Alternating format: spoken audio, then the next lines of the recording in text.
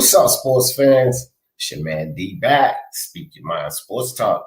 All right, check it out, guys. It's the power of the mind. It's Sunday, 12 o'clock. Y'all know how we do on Sunday, 12 o'clock. Power of the mind session. Um, so for everyone coming in, and I will say this a couple of times throughout the show, I have a ticker running at the bottom of this right now. And so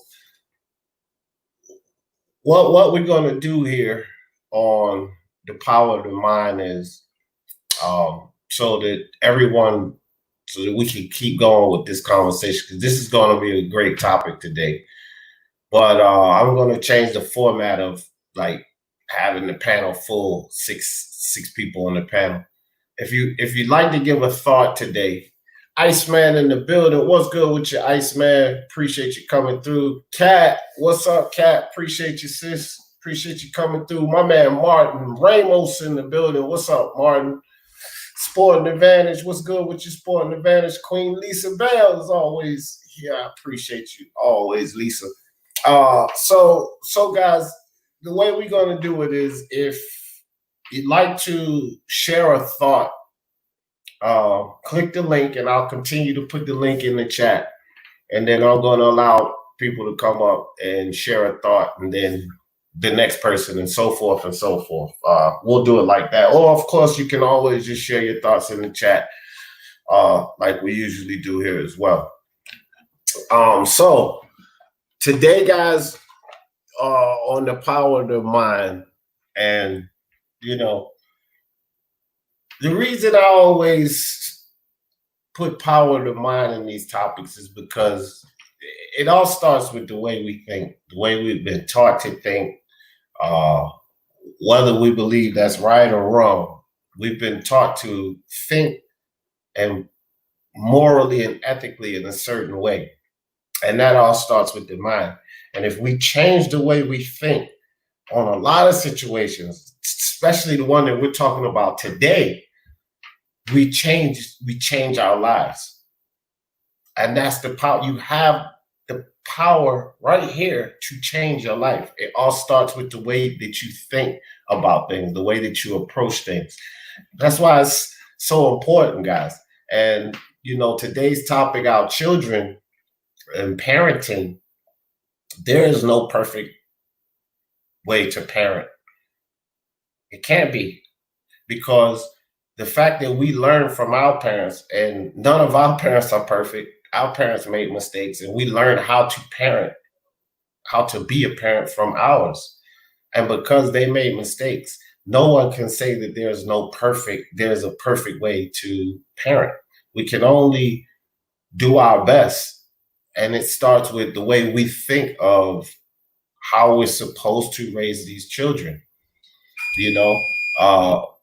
It starts with what we think children are ready to hear or not ready to hear. And I think that a lot of people, myself included, we were taught the wrong way initially, that kids, well, they're too young to know this, or they're too young to hear this. But kids' minds are taking in everything around them, all of the things we do when we're coming up. It's hard for people a lot of times to hold themselves accountable. And when they see their children, or they see someone else's child grow up and do certain things, and they wonder why, it's hard for them to hold themselves accountable. Is it the lack of something I did, a message or a lesson that I didn't get to this child? And I would say emphatically yes. And the reason I would say that is because of the idea that kids are too young to know this. And if we change our way of thinking about that, then maybe we'll change the way that we raise our kids, the information that we afford them earlier. And I think that's one of the mistakes that we make as parents, that we do not tell our children and give our children certain lessons earlier in life, because we believe our society has led us believe that they're too young to know these things. But the facts are that all of us learn most of what we're going to learn. Whether people want to believe this or not, we learn most of what we're going to learn from birth to the age of 7. This is when we start getting all of this information in from birth to the age of 7. But society will have you believe that a lot of lessons are too early for you to teach children. It's just not so. And I don't think this. I honestly believe this. I know this, at least in my experience with my children. You know, coincidentally, my daughter's calling me right now. My oldest daughter. Hold on right quick, guys. Amazing. Hello? Yeah. I answered the phone, but I'm on a live, baby. I love you too. Okay. You I'll need, talk to you later. you need to start coming on my lives. look at my angel. That's my oldest daughter, guys. My beautiful daughter. All right, baby. I'm gonna call you. I'm gonna call you when I get off. Okay. Okay. All right. Love you. Love you too. All right. So just speaking with the kids, you know, coincidentally, she gives me a call. That's my oldest daughter. She's down in Texas, so she calls me all the time. We talk all the time. But going back to what I was saying, I know a lot of these things to be true because I've practiced these things. I've utilized these practices on my own children. That one there that just called me, she's 23. She's in school and she has no kids. And we grew up in the hood. Now, it's her choice. Is she having sex? Yeah, she's having sex. She's protecting herself. She's being responsible. And she understands that she's not ready or prepared to have children. Now, where did she get this from? Her parents. And I started when she was really young, telling her things that society would tell us that children are too young to hear, right? So some of these things that I'm talking about that I told her when she was 9, 10, and 11 is about sex and about boys and about what these little boys out there will try to do, what some of these men out there will try to do. And yes, I told her these things at the age of, 9, 8, 9, 11, because the reality of it is in our communities at the age of 10, 11, 10 to 13, young girls are actually getting pregnant. And that's not even thinkable, but it's happening. So if young girls are out there getting pregnant at the age of 10 to 13, why wouldn't we as parents expose and tell our young girls about what's going on? See, if we keep them blind and we don't let them know, then they're just going into a situation clueless. So where society would have looked at myself as, oh, well, you shouldn't be telling that young girl that type of stuff. Maybe that's a flaw because, again, remember what I said, from the age birth to 7, we start taking in a lot of information. We actually, our personalities, we adapt who we're going to be throughout life from the age birth to 7. It may be hard to believe, but your characteristics are built during that time. Our brains are like a computer system. If you don't have Mac or Windows, or some type of operating system on a computer, when you cut it on, all you get is a blue screen. You can't go on the internet. You can't do anything. It's just a blue screen and probably the logo for the system that built it. But you have to have some type of operating system for that computer. That has to be programmed into that computer so that that computer operates. Well, when a child is born, birth, this mind, that's the hard drive.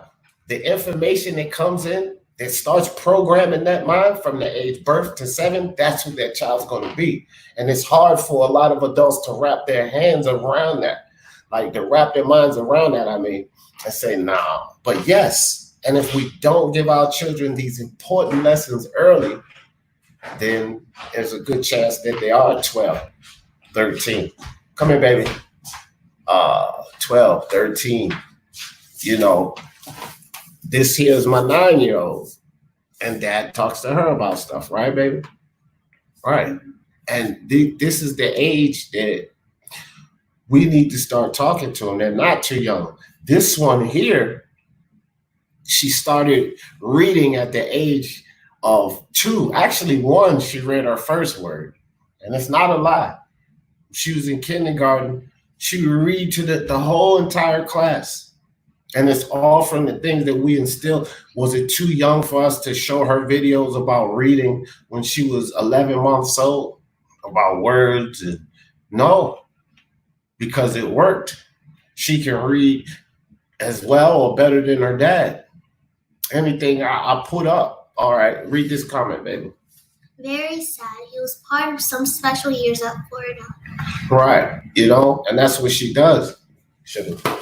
All right, go eat your food. So we have to teach these kids things early, bro. Their brains suck in so much, and these important life lessons that, you know, I don't care if it's about sex, even if it's about finances. I tell this 9-year-old about finances every day, about money, about how bills. I literally tell her about bills every day because she's not too young to know these things.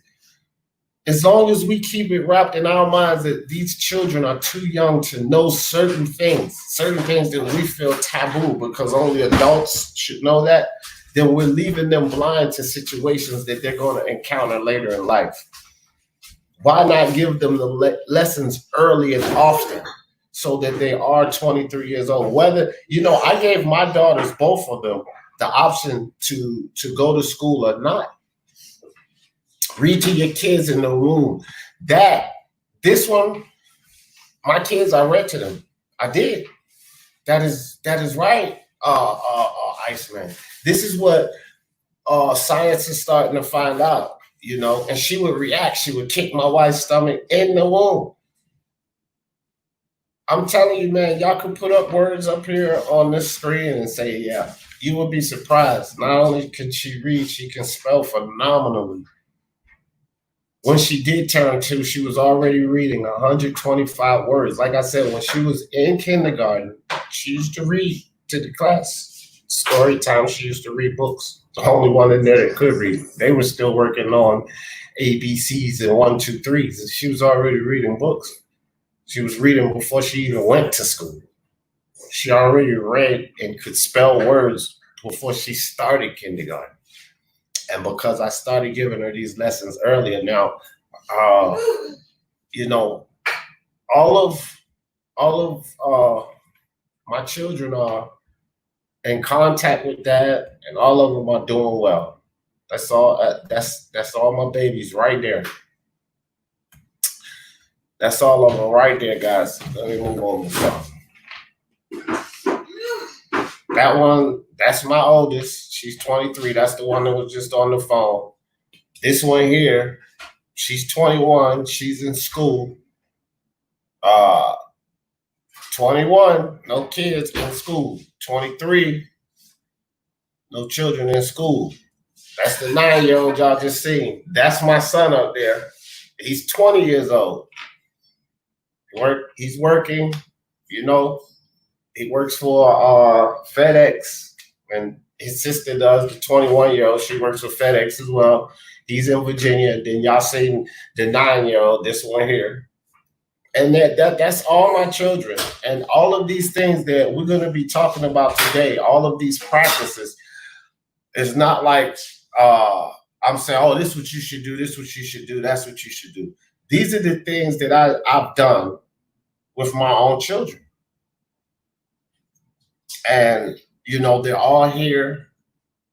You guys just got a phone call from my oldest daughter. We're all in contact. My son, he's in Virginia, where I'm from, in Richmond. And then these two here are here in Ohio with me, and my oldest daughter's in Texas. But the thing is that they're all in contact with dad all the time, you know, and that's what it's about, guys. And they're all doing well, and they all have the right mindset to move forward in life, you know. everybody faces struggles. And, my children, they face struggles too. Let me get to the chat right quick. I see some people come in. We got Sporting Advantage in the building. What's good with your Sporting Advantage?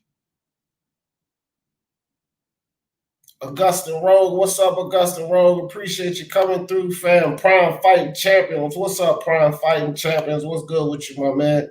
These doggone notifications, man. YouTube killing with these notifications. Batshit Crazy, what's up, Batshit? Appreciate you coming through, fam. Morgan Freeman, what's up, my man? I see you out there. Want to shout you guys out coming through. So, and my man Joe up in the building, I buy houses. What's good? So, back to it, guys. Back to it. So, enough about my children and more on today's topic. Just letting you guys know that, again, I practice these things. So, the idea is this. We need to wipe clean, basically, most of what we've been told. This is what I did. This is what I did when my children were at a very young age. I wiped clean of everything that I've been told about how I'm supposed to raise my children. And I said that, I look back at my mom and she did a great job, but there were things different. A lot of us learn from our parents, but a lot of us also say, I'm not going to be like my parents. I'm not going to do to my kids what my parents did to me. I'm not going to whoop my kids like my parents whooped me or whatever, so forth. We say these things, but somehow if we pay attention, we end up doing a lot of the things that our parents did, because here's the thing. This is all we know.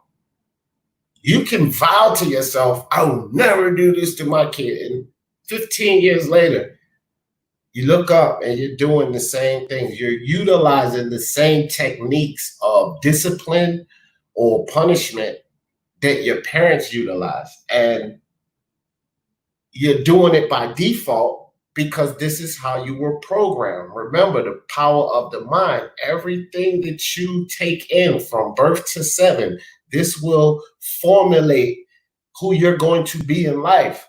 So even though you vow to yourself that I'm not going to do these things, later in life you find out that, man, I'm doing what my parents did. And think to yourself, how did that make you feel? Even as a child, inside, emotions and feelings are everything, guys. How did that make you feel when your parents did those things to you that you vowed to yourself that you would never do to your own children?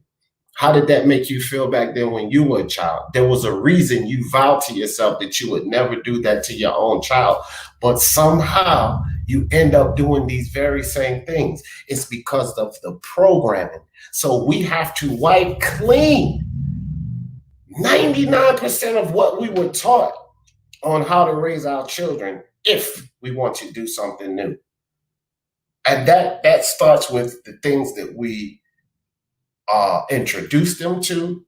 That starts with the lessons that we allow them to get, such as things we don't think that they'll understand, like reading and mathematics and operating computer systems. They can do at a very young age. They will shock you. They will shock you. But you have to open up and let them try. And you have to wipe these lessons that we've been taught. You have to wipe them clean and start anew. Because if you go on everything that you had before, you can't dwell on how things work now and how they used to work in the past. Because the only thing that you will do if you stay in that mindset, think about this, guys. I promise you this. If you stay in the mindset of how things work now and how they were before, but you never focus on what you want or how you want things to be in the future, then you will always get a residual of how things were in the past and how things are now. Now, let me repeat that, because we have to understand this is about life. This is about our children. This is about everything. Mr. Two Hands Up in the building. What's good with you, fam? I will say this one more time.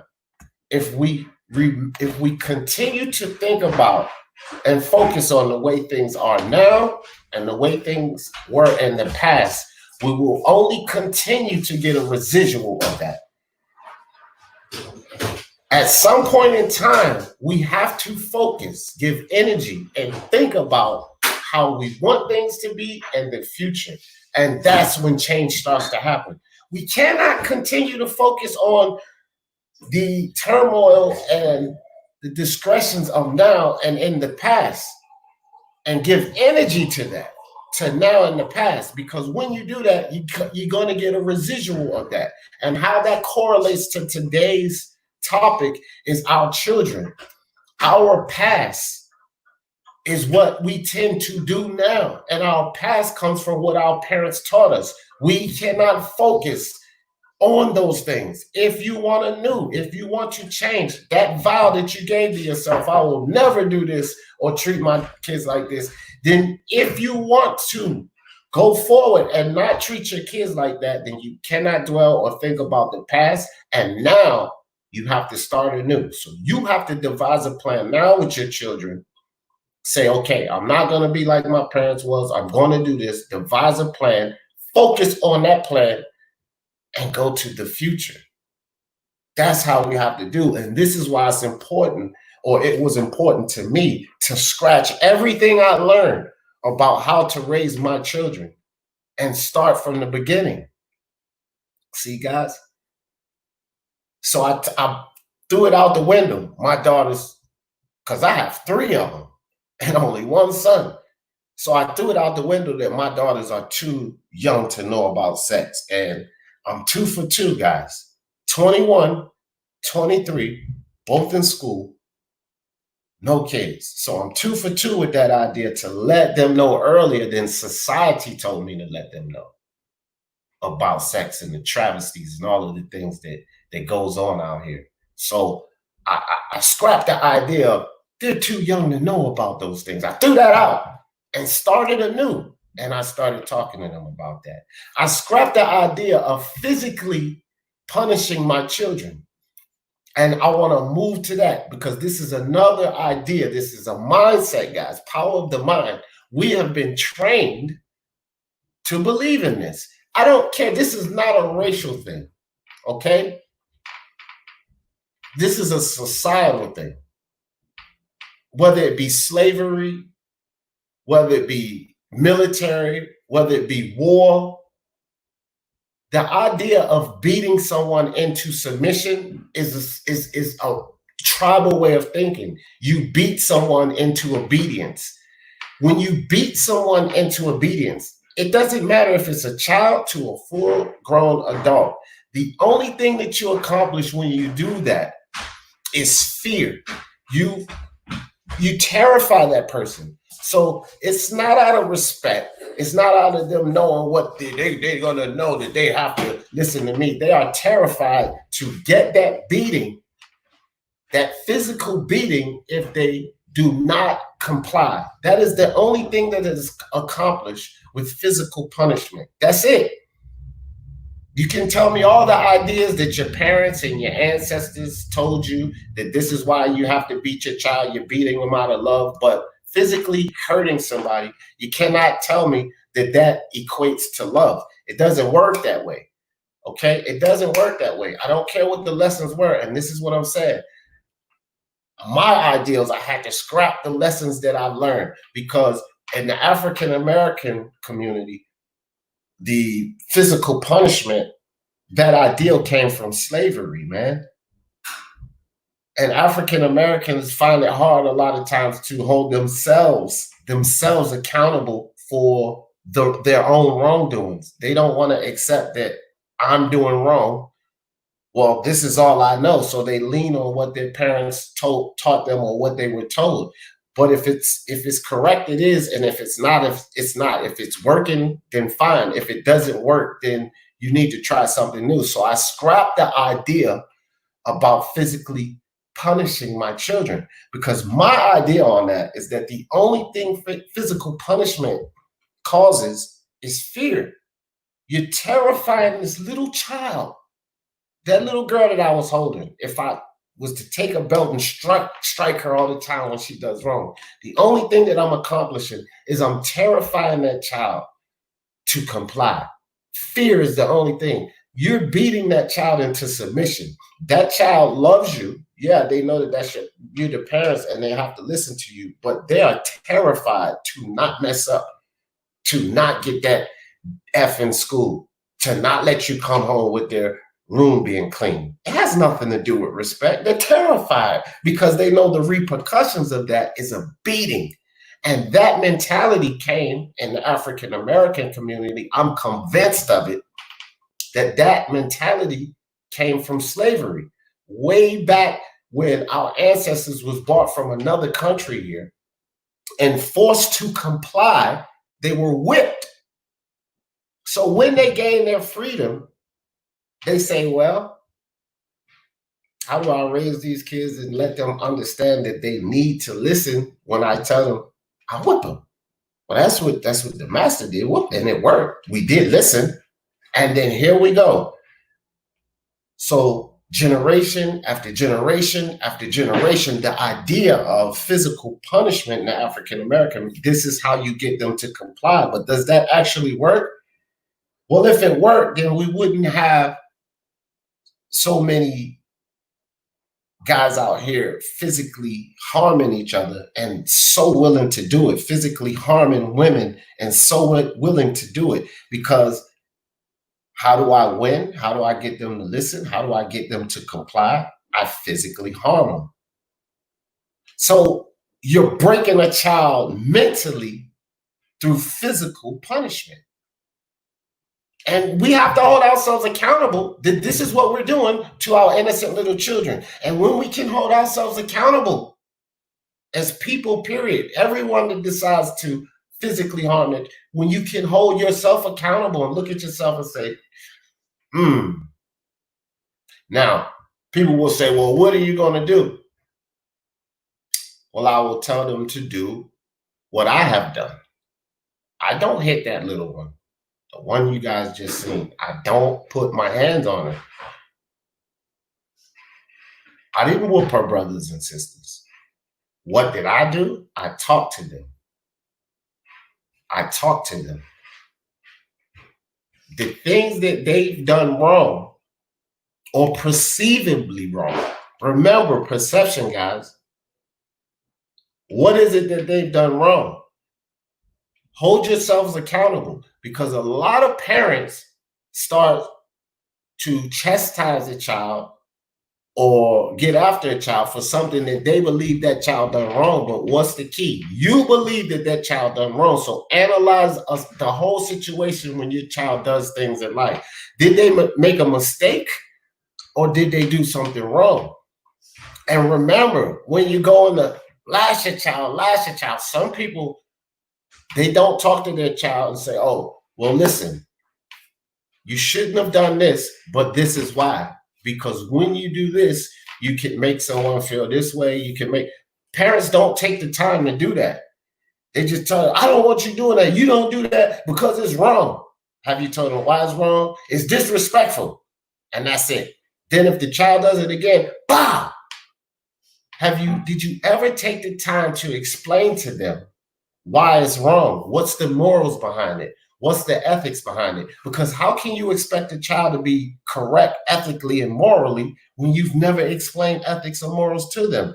These are the lessons they need to get from their parents.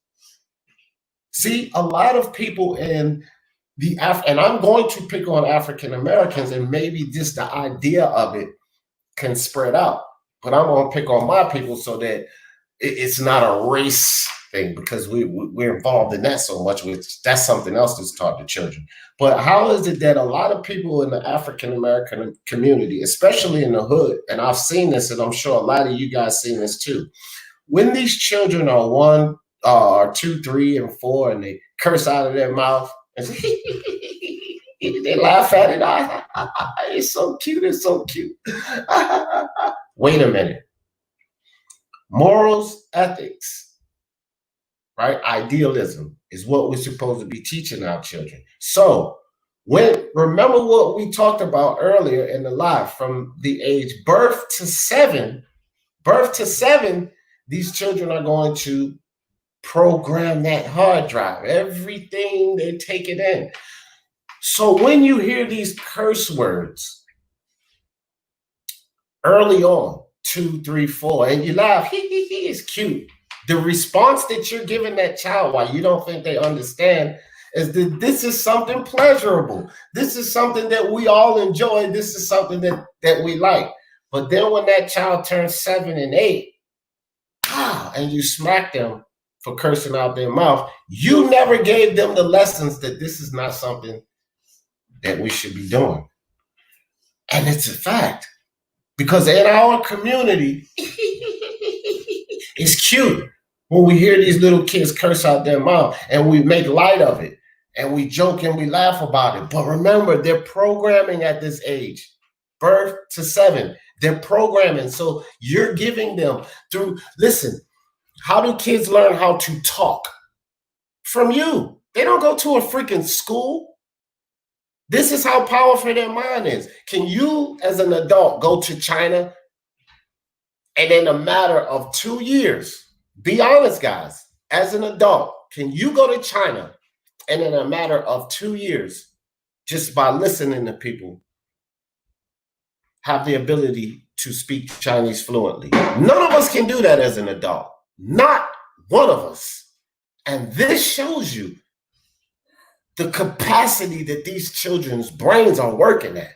Because from birth to the age of 2, just by simply being around you, they can break down, understand, and dissect the entire English language, which is one of the hardest languages worldwide to learn. Do you guys realize this? They already understand the difference between there and there already, just by listening. This is how a child's mind is working. So we have to start from anew, and understand that the things that we've been told it's too early to introduce these children to just may not be correct, because none of us can go to a foreign land and in 2 years' time fluently understand and be able to speak that language. But children do this on the regular, because this is how their minds are sucking information in and processing it and being able to utilize it. So these very valuable lessons, the cussing out their mouth, fuck you, they'll say that, that's cute. Now you're giving that child the idea, because remember, they're processing everything. Oh, okay, so when I do that, when I say curse words, it's a funny thing. We laugh, we joke. And then when they turn 7 and 8, you want to physically discipline them for something that you told them was okay to do. But if I tell you that, African American, no, because yeah, it was cute then, but it ain't cute when they 9 and 10, because you go around and they be embarrassing you. But you caused that embarrassment, because when they were 2, 3, and 4, they understood when you said, go put your shoes on. They understood when you said, go get your toothbrush. Even at 2, 3, and 4, they understand these things. So they would definitely understand if you sit them down and say, hey, you shouldn't use those kind of words. I know that you're going to hear them, but you shouldn't use those kind of words because of whatever the reason is.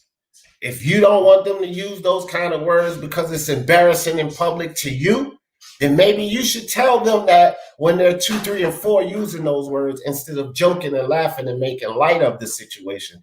Because you're telling them when they're 2, 3, and 4, by joking, laughing, making light of the situation, hugging them and praising them, that it's okay to do that. Now accept that as parents, that this is what you're telling them to do. And we need to stop simple things like that.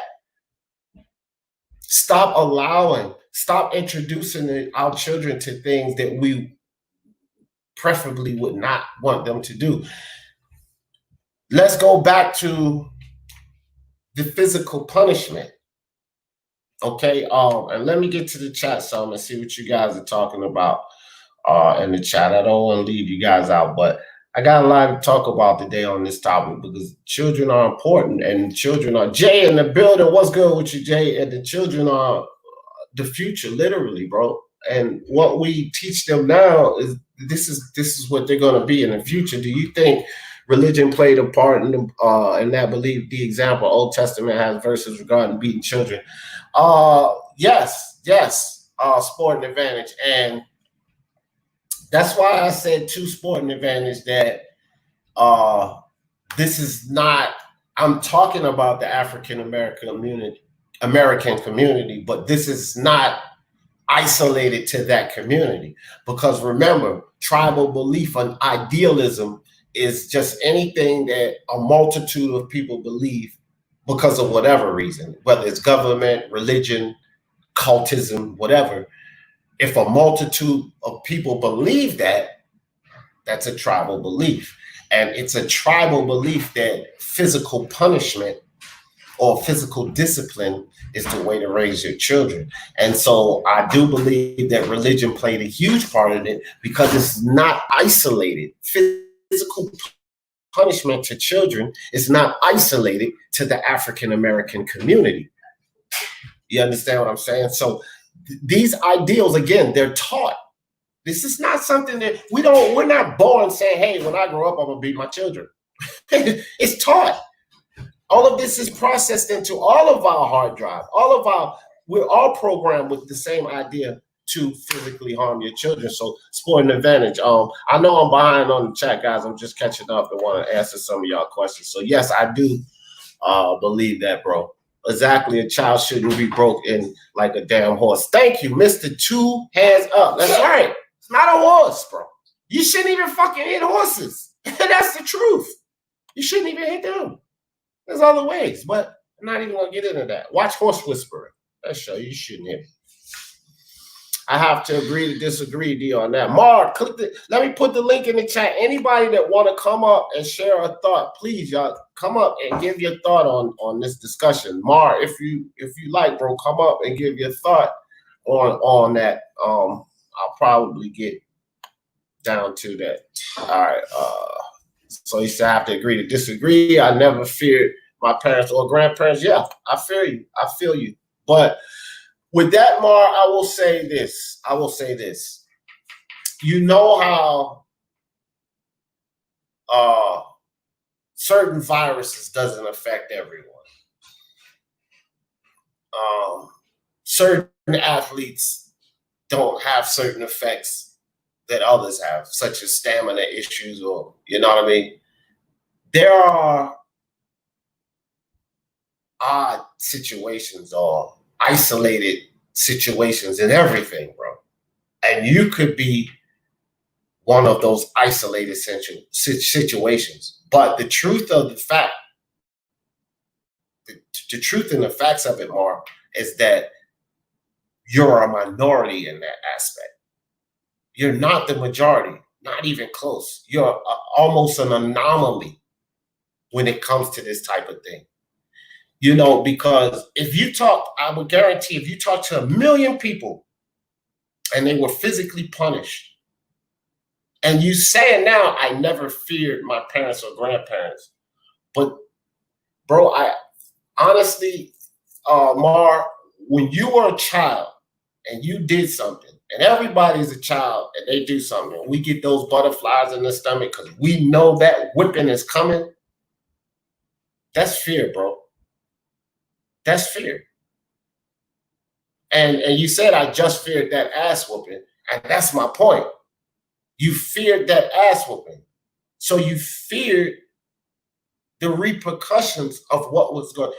A lesson, when you go to school and learn mathematics, are you scared if you get the answer wrong? No. You know the teacher's gonna what?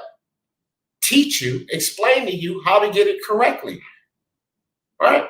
When you start a new job and you're in the process of training, and they're training you to do this new job, this lesson, and you get something wrong, are you afraid on the first day that they're going to fire you right off the bat because you got it wrong? No. They'll explain to you how it's done, why, and why you should do it this way so that you can do it right. But as parents, when a child get it wrong, it's the ass whooping. And they're afraid the repercussions of whatever they did wrong It's fear, just like you said, fear of that ass whooping. But my point is, when do parents take the time to explain why they shouldn't do it, the morals and the ethics behind it, how it may affect other people? We don't take the time. And let's hold ourselves accountable and be honest, bro.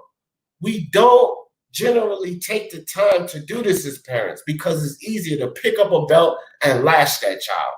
Let's be honest, bro. If fear is involved, Mark, my whole thing is fear is involved. That might not be the right way, brother. Again, I'm not telling anyone how to raise their children. This is a discussion. And I'm only saying that I like people say, I feel you, like you say, you agree to disagree, but I can only say that it worked. What I'm saying worked for these four. 4 out of 4, bro. I can say that with 100% sincerity that it worked for these four. You see? No jail time for my son. You know what I mean? Not hustling in the life of crime. He works. Very respectful kid to adults. And with my daughters, I already talked about them in school. And again, the physical punishment just wasn't necessary in my practice. So I'm not saying that anyone is wrong and their practices or what they're doing. I'm not here to tell anyone they're wrong. What I'm here to say is that there's another way. I'm here to offer perspective that there's another way. You don't have to beat your children because a lot of people believe that you have to implement physical punishment. And when you tell them that you don't have to, they take it as if you're telling them how to raise their kids. And I'm not here to do that. Not today, not on the Power of the Mind. The Power of the Mind is to offer perspective and to offer alternatives, to offer a new way. Because with change, if we want to change anything, we have to find a new way. What is the definition of insanity? We go over this all the time. What's the definition of that? Doing the same shit over and over again, expecting a different result. That's the definition of insanity. So you apply that to yourself however you want. But I knew to myself that I couldn't be like the people that say, don't hit them at all and don't do anything because they have their own set of issues with their children.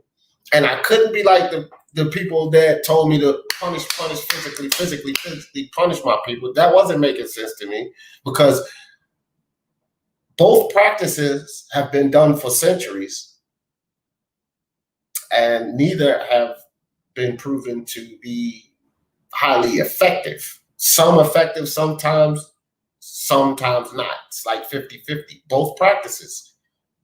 Beating the kids or not beating them and browbeating them, basically verbal.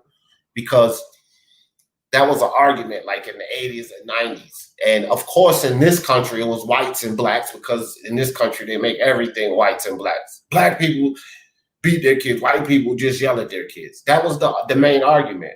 But it's abuse.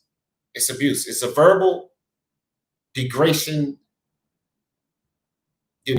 talking down to, condescending. It's a verbal abuse, and then there's a physical abuse, but they're still both abuse. So I had to find a mid-ground. I had to scratch everything that we were told. So I said, not only do I talk to them like the so-called whites said talk to them and not whoop them like the blacks, but I explain to them why. I give them the lesson on morally. I let them know is what if someone was to do that to you? How would you feel? And my daughter, my 9-year-old told me, no, I wouldn't like that. I say, yeah, so you don't want to make other people feel bad, do you? So maybe that's not a good idea to do that. And parents don't take enough time to do that. I don't strike her. I tell her why she shouldn't do something. Why it's not a good idea to do this, or why it's not a good idea to do that. You see, I don't just haul off and strike her. I don't do that. And that's just my technique. So Is my technique right and your technique is wrong? No, I'm not saying that. But I'm pretty much 4 for 4 with my technique so far.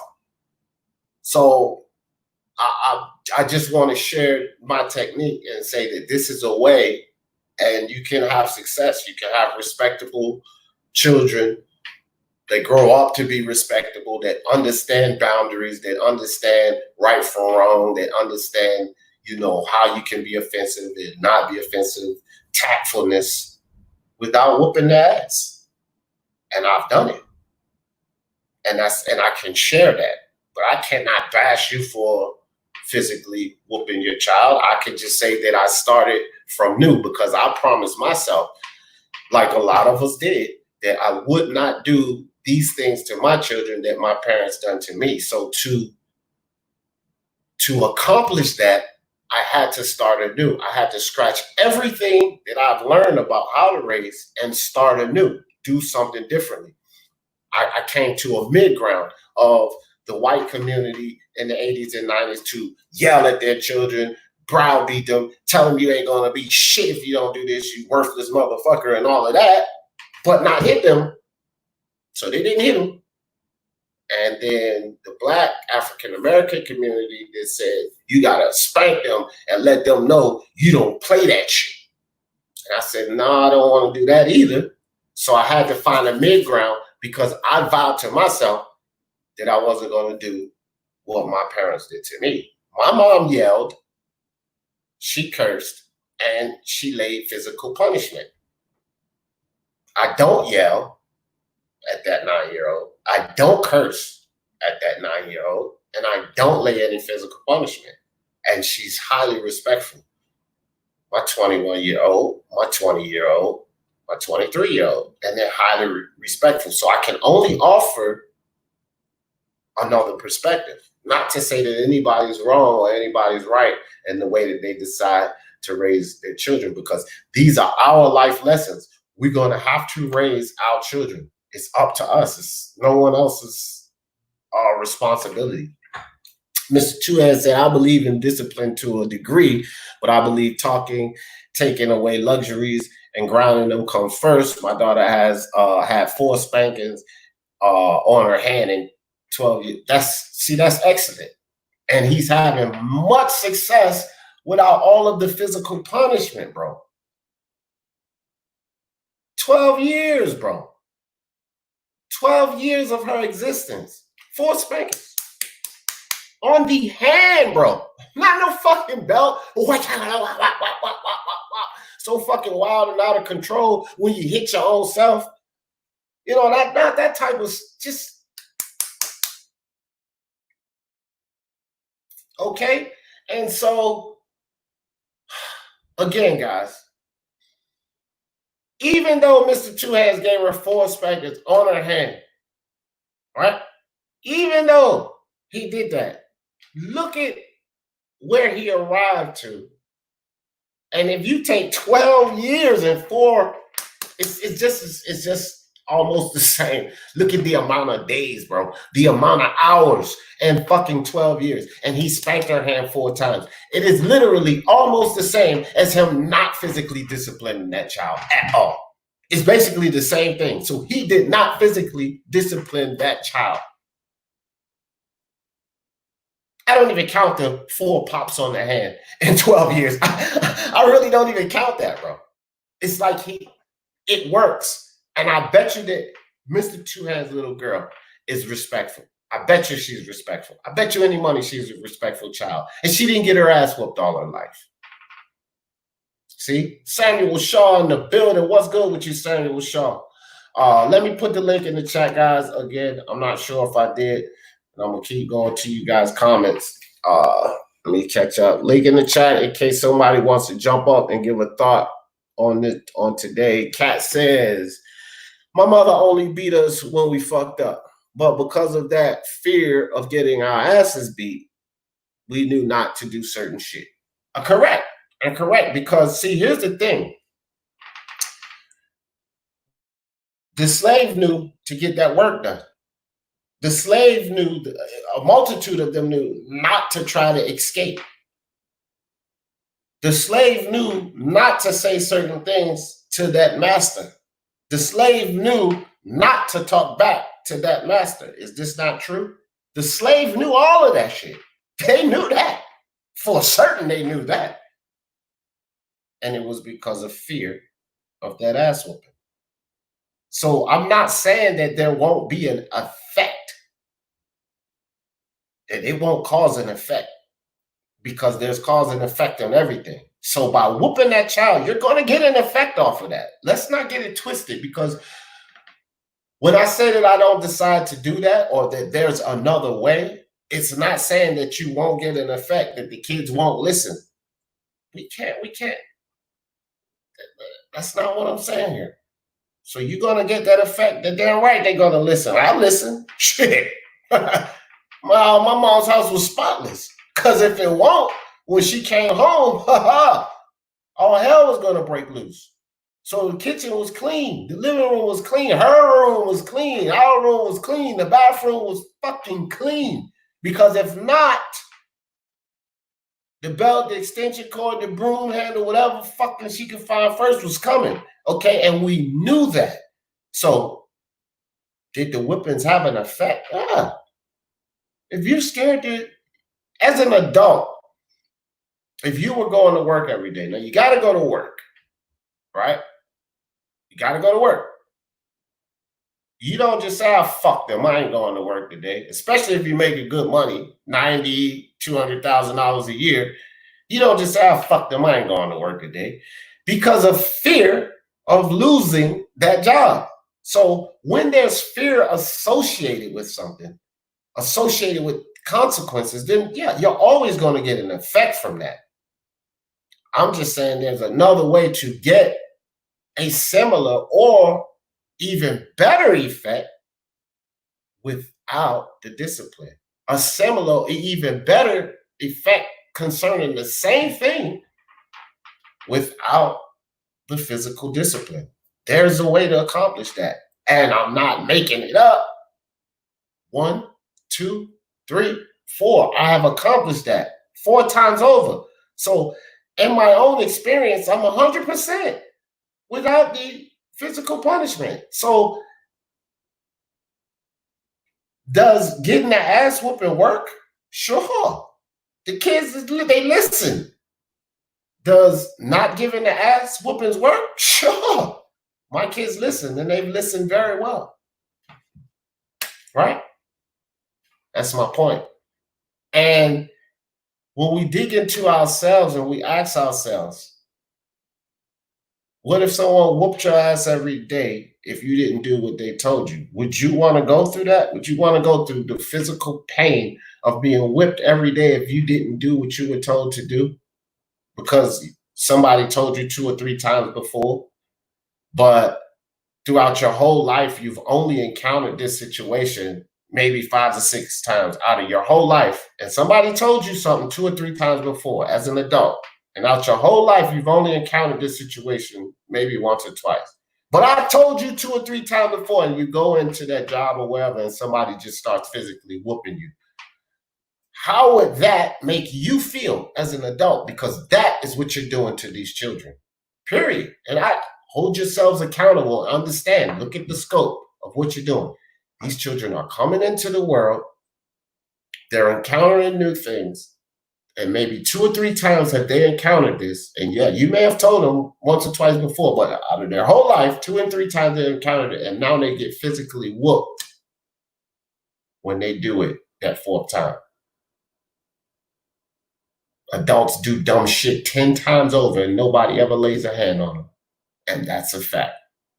And they've been told through the media, by their parents, by their bosses, by their friends, don't do that. Over and over again. They've probably been told 100 fucking times not to do that as adults. But they do it over and over and over and over again. And nobody lays a hand on them. But that innocent little child that just came into this world, that only encountered this experience 2 or 3 times their entire life, is now getting physically whipped because of it. And I'm just asking you guys as adults, if that was happening to you, wouldn't you like An alternative? That's all I'm offering is an alternative for these innocent children because they don't know. And a lot of them are getting this physical punishment, but they're not getting the lesson. They're only being told 2 or 3 times not to do it, and then they're getting whipped. See? Which some of these lessons took us 20 years, 25 years to learn. Hold yourself accountable. We know it. Some of these lessons took us 20, 25 years to learn because we don't want our children to make the mistakes. And we've told them time and time again, we feel necessary, it's time to whoop them now. When it took us 20-something years to learn those lessons. And now we're expecting these innocent children to learn it just like that. And if they don't, that's basically what's going on, guys. Hold yourselves accountable. And at least that's what I saw going on in my experience. That was my perspective of what was going on. And I just don't think that that's the way. I think that I wanted to try the alternative. Ass whoopings aren't the end all be all, but at times children need it. If you feel that way, fine. I mean, my son, woo, he was a hellion in school, bro. Boy, he, second grade, my son was suspended 17 times in the second grade. 17 times. And a lot of African American parents would say, that's because you need to beat the shit out of them.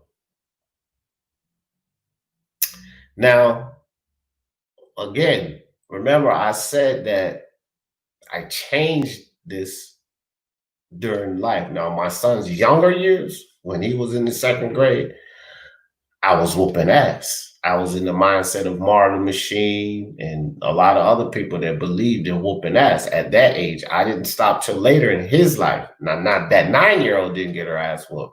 But my older kids, 20, 21, 23, earlier in their life, they did. And so at that time, he was suspended 17 times in the second grade, Mar. Guess what I was doing? Whooping his ass. He was getting his ass whooped. And in the third grade, he got suspended 16, 17 times. In the fourth grade, he got suspended 10, 11 times. Right? In the fifth grade, I stopped, revamped the things that I'm talking about now. And in the sixth grade, my son got suspended twice. Now, understand this, guys. And I don't just ramble on for no reason, but I tell these stories through my experience and what I'm saying. Look at what happened. The kid his mom was not in his life, and that's another whole story, and that affected his behavior and so forth. 17 times, 15, 16 times, 12 times, suspension. And I'm whooping his ass, bro. Because I done told you time and time again, but I never told him why he shouldn't treat those other kids mean. I never told him why he shouldn't talk to those kids the other way. All I told him, somebody put their hands on you, you whoop their ass. See, I gave him that lesson earlier because remember, I grew up in the hood. I didn't know any better. I'm not acting perfect. I'm not sitting up here acting like I'm no saint. I made mistakes, but I learned from my mistakes and I decided to change up. But when he was younger, I told him, well, you ain't no punk, so don't be over there starting no fights, but if somebody put their hands on you, you whoop their ass. That was the lesson I gave him. I didn't give him the lesson that physical violence really solves nothing. That's the lesson he has now as a man, and he's working. He's not out there in the streets like I was in the clubs every weekend fighting and shit. He ain't doing that because I had to revamp. Suspensions out of control in his early life, and it stopped later when I stopped physically punishing him and started explaining things to him. And my experience, that's what happened. So I used to think that way as well. I used to say, well, you know what, man? Fuck that. Sometimes you just gotta put the smack down. But I think that I was wrong about that. I'm not saying you're wrong. But when I stopped with my son and I started doing things differently, my son gradually started to change into a different person. And now he's a man that I can say I admire him as a man. His heart, how he feels about children, how he feels about not physically hitting women. I can admire and respect that as a young man in my son because he has those ideals. And I stopped with the physical punishment. So I understand your sentiment and what you're saying. And like you said, I have to agree to disagree. I don't, but again, physical punishment does give an effect, and you will see these things. I'm not saying that your child won't listen to this, that, and the third. You're damn right they're going to listen. Jay says, I don't believe in that either. I'm lucky that I don't have to do that too. I've communicated with my son as well. It works well if taking the time. Yeah, if we take the time to do it, because we supposed to be molding these children on who they're going to be for life. So isn't it worth the time? It's our children. We do love them. Whether we decide to physically punish them or not, it's not, I don't question the love. And we're doing this because we do love them and we don't want them to go through the transgressions we went through or make the mistakes that we made ourselves. I just think that maybe some of us need to revamp what we've been doing. I know in my community, in the African American community, children are getting their ass whipped for ages. And then, a lot of older, mid-30s or older in the African American community say that kids are not getting their ass whooped enough these days. Well, I don't think it's either. But one thing I do know that was missing when I was growing up in my era and in today's era is what I'm talking about now. What sporting advantage, what Jay was talking about. What was missing in both eras is the time taken to sit them down, explain to them, and talk to them. More of that. See, more ass whoopings, less explaining is going on. Need to change it and do more explaining and talking than just handing out physical punishment if you want to try something new. If you're comfortable with what you've been taught and the physical punishment is working or that's the way to go, then more power to you. I told my pops one time, I'm too old for whoopings. He held the door open and said, well, go be a man then. Well, I don't agree that you're not a man until you stop getting ass whoopings, because that's pretty much what that would imply. Kinda, you know what I mean? Well, you're gonna stay here, you're a child, and you get ass whoopings. You're not a man. Or if you're a man, if you don't want ass whoopings, get out the door. So that's still, in a certain sense, sporting advantage is still somewhat of a fear mechanism, because as a child at that age, children, we know we can't survive. We need our parents for food and shelter and such. So, shit, even when you turn 20 and you get out there and find out how hard it is, you're still scared to go out there and do it all alone. So imagine a little child like, oh, hell no, I can't, what the hell? I don't got no job. I can't make no money. Old school was different though, bro. I feel you. Lisa Bell said, I got a whooping for saying dag. Yeah, because it sounds like that. Yeah, I was back in that era, bro. Sound too much like damn or shoot. You couldn't say dag, shoot what you wanted to say, shit. Yeah, shit like that. Pow, you catch a smacking for that. Is that worthy of getting smacked? Come on, people, be honest. Now be honest. And that type of shit happened in the African American community a lot. And I'm sure that wasn't just myself and Lisa Bales. Now, be honest with yourselves, because we always like to excuse things that happen in the African American community instead of holding ourselves accountable. Accountability. Is it worth, is that deserving a child being smacked, physically smacked, for saying shoot or dad or dang? All of those we used to get hit for. And I know she's not lying. Dang, dag, shoot, all of that. Is that worth being smacked for? Or sometimes even getting a full out ass whooping for? Is that worth it? Because that's the way we were raised. And now later on down the line, some of us feel, well, maybe not so much, but sometimes they do need an ass whooping. Because that was embedded into us, guys. That shit was embedded into us. We used to get smacked. I'm sure you guys could share this sentiment.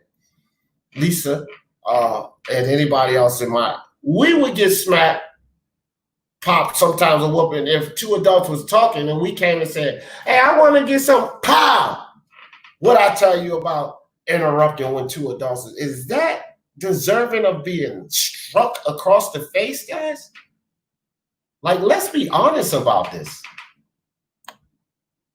Because it's easy to say that, yeah, well, you know, sometimes it needs to be done, this, that, and the third. But is that type of stuff actually deserving of being struck across the face? As a child, you know, you're talking about a child 6 and 7 years old, an innocent child, just learning life, bro. A child that does not have the morals and ethics of respect because parents always just tell them what not to do. And that equates to respect. But they never sit that child down and explain to them the morals and ethics of respect and why you should do certain things to people and say certain things to people and react to certain things to people and not interrupt people because it's respectful. Why it's respectful? They never tell these children that. The only thing they tell them is not to do it. And this little innocent child that's learning everything in life, 5 and 6 years old, remember, guys, from the age 0 to 7, you start to adapt this. And not even till the age of 24 to 25 is your brain fully developed, guys. We talked about this before on one of my other lives. The hippocampus of the brain in the human body does not finish fully developing until the age, actually for adults, period, between 23 and 25 years old. So your brain is not even fully developed until then, that stage in life. But as these little children that we tell something 2, 3, or 4 times, but never explain to them why, and they're learning everything that they can learn about life, are being struck because we just simply told them not to do that 2 and 3 and 4 times. And we're trying to rationalize this and make sense of it as saying that it needs to be done. What I'm saying is this. What needs to be done is that child, that brain is working at an amazing rate, much quicker than yours. They need the lesson of why this is disrespectful. They need to be told the morals and the ethics behind that because they can understand, process that, and start to react in a certain manner. But to be struck because they've only been told 2 or 3 times but never explain why, I just don't see how that's going to be effective or work. When these kids are learning so much, and also by striking them, you're also implementing, remember, 4, 5, 6 years old, this is when these kids are getting whipped. You're also implementing, what are you programming their mind with? This is how you're getting obedience and respect. This is how you get it. That's what you're programming into their mind instead of programming the morals and ethics and values behind respect. Because a lot of us in the African American community are not doing that. And people can sit up there and say that they do it or their parents did it, but I'm just going by my experience. My grandmother and my granddad and my mom and my uncles and my aunts and the fucking neighbors in the neighborhood could even spank you back then. When they gave us a whooping, they never explained this stuff that I'm talking about now. I never got this explanation. I never got why it was good. I never got that. I got the belt. And most of you did too. You never got. We sit here and we talk about these things for hours, guys, and we dissect them and go down to the molecules about these topics. Don't sit here and tell me that this is what your parents did with you, because this is the type of stuff that I do with that little girl upstairs. I do. I sit there and explain. I'll talk to her 15, 20 minutes, because I think that sitting there and explaining to her and talking to her for 15, 20 minutes and letting her understand why morally, ethically, socially, why these things are not, instead of lifting that belt up, it's working. But the time and the effort is necessary. But it's too easy to say, don't do this. I told you not to do this. Then the next time they do it, lift a belt up and strike them, send them upstairs crying, and don't do it again, and I told you not to do it. Now, how much time and effort did that take? So we have to hold ourselves accountable at some level, because it's quicker and easier to yell. Takes less than a minute to yell, tell them to stop. And it probably, you're not sitting there whooping your child like a fucking championship boxing match. So you're not whooping them for 3 minutes straight. So it takes less than a minute to yell and browbeat them and verbally assault them. That's the way I'm looking at it, because people generally yell. It takes less than a minute to do that. And then it takes basically, and be truthful, less than a minute for the ass whooping. So you give them the verbal, then you give them the physical. But like I said, I will sit down for 20 minutes and talk to my child. How many of us are doing that as an alternative? How many of us are doing that? Have we even tried? Because people, they can say, well, sometimes the child needs this, but have you tried? Think about the amount of ass whoopings you've handed out for the people that believe in ass whoopings. And think about when you were a child, how many ass whoopings you received or pops across the face you received versus how many 20-minute, 15 minutes discussions about why, the morals, the ethics behind it. Think about the balance of that. And for most people that believe that the ass whoopings are necessary, they tip the scales with how many ass whoopings versus how many discussions. We will sit up here and we will have boxing discussions, power of the mind discussions, politic discussions for hours with each other. But it's quicker to pick up a belt or take our hand and strike a child instead of having a 15-minute discussion. Hold yourselves accountable. Don't say that this needs to happen or that needs to happen or act like I'm charging you. I'm just saying I held myself accountable because I love those children, those 4 children, and I really wanted to live up to my vows. I really did not want to put them mentally, emotionally through the things that I went through earlier because of the physical punishment. I didn't want them to have that. And I really wanted to find another way. And here's one thing that I'm sure about many of the parents, even the ones that believe sometimes in the physical punishment, they don't want their child to be hurt. They don't want their child to feel bad. They don't want their child to feel sad. They don't want their child to go through any pain.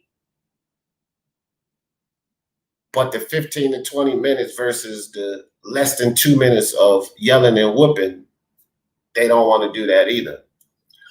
Well, I wanted to try that. And I wanted to do it more often than the spanking. So if my kid did it 10 times and it took 10 of those discussions, fine. Instead of 3 of those discussions, I've had enough. Because everything in life that you desire and require will cost effort. And I'd rather give the effort, the mental growth, the emotional growth, the self-awareness growth. I'd rather give the effort into that than to give the effort into swinging a belt on my hand. That's easy. It doesn't take much effort, especially when I'm whooping a 5, 6-year-old little child, because they're defenseless. It don't take much effort in that. When you feel like a big, strong person, is it hard to do that? Is it hard to strike a child with a belt?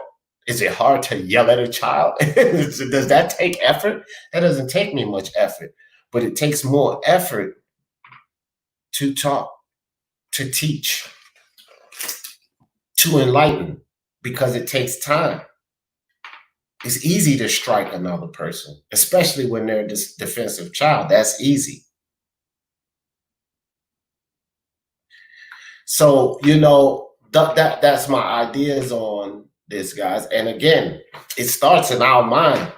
And I love these discussions because, as Martin Machine said, I have to agree to disagree. And I respect what he's saying. As Mr. Two Hands said, 4 hand smacks in 12 years.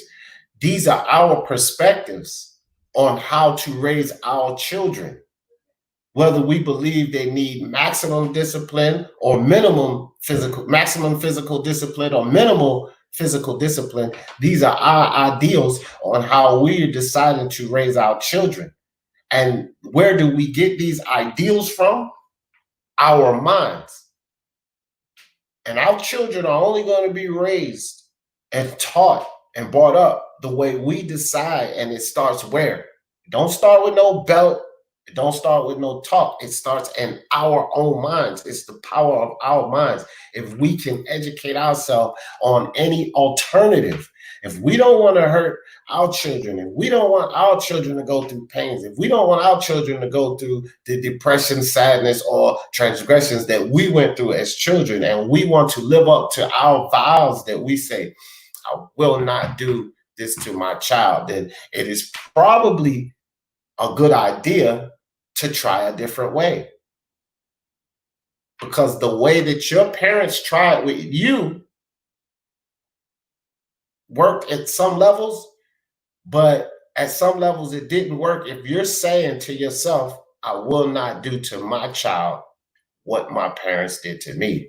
So for that portion of it, that you're not going to do to your child of what your parents did, that didn't work, right? So you need to do something different with your child if you want to live up to those vows. You can't continue the same trait. Like I said earlier, if you focus and think about the past and now, you'll just get a residual of that. You have to make a plan for the future. You have to focus on the future, and you have to think and act that way. And then you'll get different results. But it was our parents and our ancestors and our teachers and how we used to get it in school that established physical punishment up in here. They gave us that. We don't have to continue that. It's up to you guys. I'm not telling you what to do. I decided long ago to not continue that. I think now that my children will not hit their children because I gave them a lesson of, I let them know, hey, when they're young, start talking to them. How can you say read a book to your child in the womb, but not talk to a 3-year-old that can actually communicate back to you? Think about it, guys. Think about it. We know that their brains are starting to take things in the womb, in the belly. This is the whole thing of talking to them and reading to them. It actually is effective. And if we know that their brains are already starting to fire up and suck in information in the womb, 3 years of life, do you know all the things that's going on in that mind at that time? This is the time that we need to give them all of the important lessons of life. All of the important lessons of life. Things that society has told us is too early to tell these children. It's not too early. It's never too early. Because from birth to 7 is when they sucking in all of this information. Like I said earlier, guys, if these children can learn an entire language, the most difficult language to learn on earth, the English language, in a matter of 2 years, just by listening. Do you understand how their brains are firing, bro? We got to give these kids the lessons, the early lessons. Samuel Shaw says, I remember saying the word lie in my house as a kid. It was considered a cuss word. Wow, what was the punishment behind it? I hope it wasn't, physical. I remember my dad used to think dude was a bad word. Wow. Wow, yeah. Can I say I remember being in the subway platform in New York and my brother was being a badass, so my mother beat his ass. A cop came over and told her to stop. He kneeled down, my brother spit in his face. Wow. Wow. Wow, that's crazy. The cop knew then to mind his business. Yeah. Yeah. And see, and that's my thing. Cat, and that's what I was saying too about this is not to tell anyone how to raise their kids. I think that's like the government want to get in there and start, with all of these charges and taking people's children away and, trying to basically tell you how to raise. You cannot tell people how to raise their children, but you can only offer and share perspective. You know what I mean? You just can't tell people what to do. A lot of people that try to tell others what to do with their children, number one, they're not doing the right things with their own children. And number two, they grew up through a lot of transgressions in their household as well. They could have been. So it's like sort of like the pot calling the kettle black. You know what I mean? Don't throw stones if you're living in a glass house. And that's why you shouldn't really go around telling people what to do with their children. We had clear land as kids. These nosy people called the law on my dad for having us use a chainsaw. That's crazy. They called the police for, oh my God. All that did was make my dad break out the axes in both houses. I was so ripped, that's all that. Oh, damn, nosy people caused you to get jacked that summer. That's a good story, man. I like that. Sporting advantage, it helped to show me what it needs to be. It helped me to communicate as a parent and do it the right way. Yeah. I never raised my hand to my son except to play. Yeah. Yeah. Yeah. It's it's an effective way. But again, there's a misconception, guys, with the discipline or the non-discipline. And a lot of parents too, and I want to talk about the parents that generally take the non-disciplinary route, okay? And traditionally, what a lot of these parents do, and why I'm not praising them either, and I didn't decide to take that route, because traditionally, the parents that take the non-disciplinary route is the verbal assault. The verbal browbeating and such. And that's not good either. That doesn't help either, because again, programming, age 0 to 7, what you taking in, okay? And they're they're messing with a lot of these kids' self-esteem. They're knocking down their level of imagination, creativity, because they're browbeating them, telling them they're not worth this and they're not that, and they're talking down to them. You're supposed to enlighten kids, uplift them, praise kids, make them feel good about their accomplishments. So a lot of people in the non-disciplinary, they do a lot of the verbal assault. And this is not helping these children either. So there's a fine line, between the physical and the people that believe in non-physical, because they're not giving them the lessons that we're talking about either. Yeah, they're not lifting their hands to their children, but they're talking to them recklessly.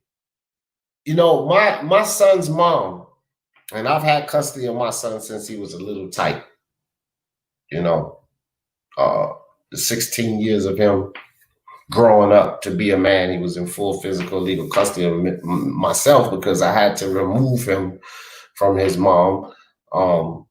He's not the son of my wife's, and it's a long story. Anyhow, She wasn't the physical abusive type either. She didn't believe in I ain't gonna be hitting on my kids the way mom did. So she was like that. Okay. She's from the hood, so she's quite ghetto. I will say that.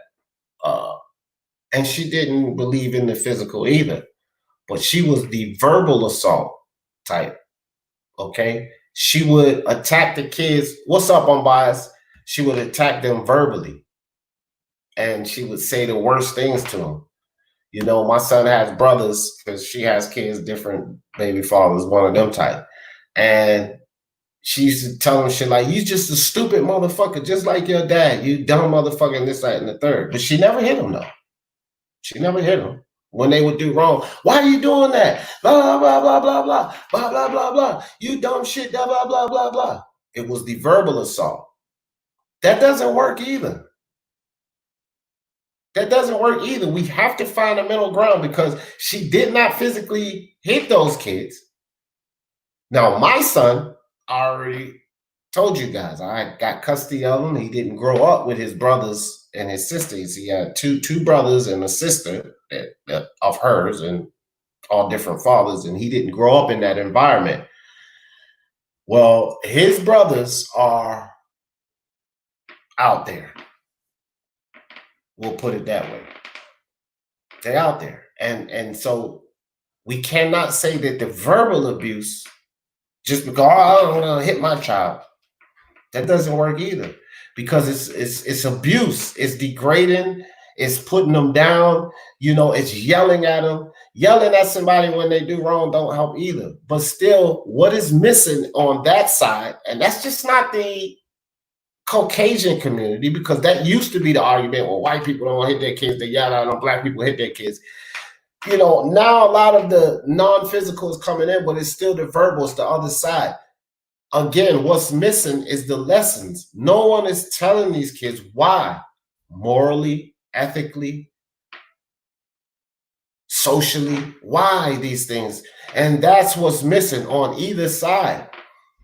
So it's not good enough to just say, oh, I don't believe in whoopings and don't hit your children. You still have to teach them. You have to mold them.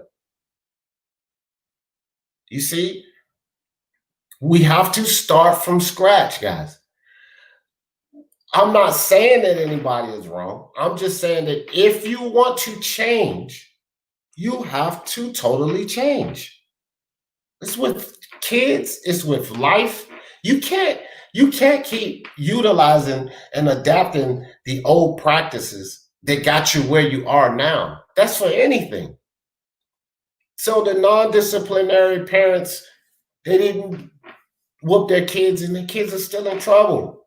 My son's brother's guns, drugs, think of whatever, bro. He still gets in trouble. The kids that were getting whoopings all their lives, and I'm talking my community, guys, so I'm not poking at anyone. They still getting in trouble. Guns, drugs, all of that. I got ass whooping. I hustled for 17 years. But then I look at my situation only and no ass whoopings, giving lessons, talking to them, explaining to them why, no verbal assault, yelling, and we don't even yell in this house. Y'all know how I sit up here and I be going in on the debates. Sometimes my 9-year-old be looking at me like I'm crazy. We don't yell in this house, bro. It is no arguments in this house. I've been married to my wife 11 years. Now, this is something that my kids grew up around, which is another problem. And I'm going to talk about that next. 11 years we've been married. I've known her over 23. And we've argued, I can count on one hand. In 11 years, I can count on one hand how many arguments we had. Check it out. Check it out. It only got to the point of yelling once in 11 years. My children are not used to all of that hoopla. No, fuck you. No, you wrong because of blah, blah, blah, blah. They're not used to that. So my daughter, sometimes she gets shocked when she see me in this heated debate, because that's not the atmosphere in this house. So the yelling and the browbeating and the putting your kids down verbally, that shit don't help, man. That doesn't help. And that's going to move me into That's going to segue into what I want to talk about next concerning the children is the relationships of the parents and their spouses, whether it be the children's father or just a mate or if they're children out of wedlock, but the relationship.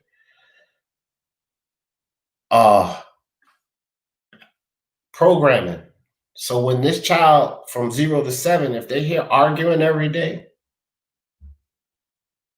back and forth banter, cussing each other out, saying the worst things to each other, every day these kids hear that. This is how you communicate when you're angry and you're trying to get your point across.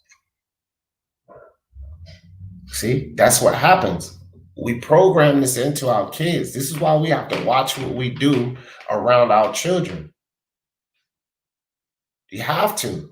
If you argue with your spouse every day, understand that child is adapting that. Guys, if they can learn, I'm going to keep going back to this. If a child can learn an entire language without any lessons, just from listening, by the age 2 years old, you understand how that brain is firing. And that brain continues to fire like that. Continue to suck all of this information in about life and their environment from birth to 7. So when these kids are little and they're young and they're innocent, for 1, 2, 3, 4, 5, 6, 7 years old, and you're constantly and consistently arguing every day, saying the worst things to each other, as parents, what are you doing to those children? Do we think about that? Think about the things that you say around these children, the arguments that you have. Parents that's about to split up.